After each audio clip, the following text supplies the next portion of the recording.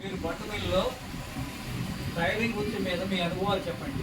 అలాగే సుమారుగా 40 సంవత్సరాల నుంచి నేను టైలరింగ్ వృత్తిలో కొనసాగుతున్నానండి. నా పేరు ఫణి, మాస్టర్ టైలర్స్ పండుగ. అయితే మేము నేర్చుకున్న టైంలో టైలరింగ్ వృత్తి పట్ల చాలా ఆసక్తిగా ఉన్నాం, ఎంతోమంది నేర్చుకున్నాం.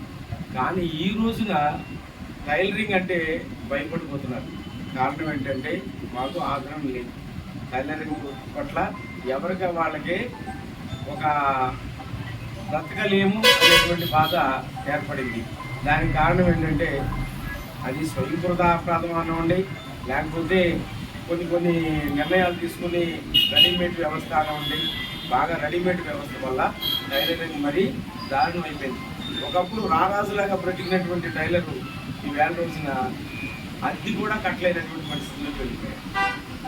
ఇటువంటి పరిస్థితి నుంచి మాకు కూడా ఏదైనా ఒక ఆదరణ కల్పించమని ప్రభుత్వాన్ని ఎన్నో పర్యాయాలు మేము కోరటం జరిగింది.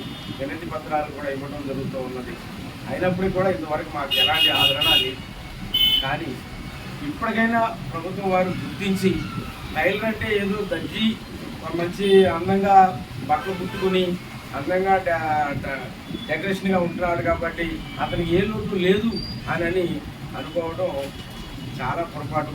ఎందుకంటే ఆ టైలరు ఆ అందమైనటువంటి ఆ షర్టు లోపల ఎన్నో బాధలు ఉన్నాయి. కనీసం కరెంటు బిల్లు కట్టుకోలేని పరిస్థితుల్లో కూడా కొంతమంది టైలర్స్ కొనసాగుతున్నారు.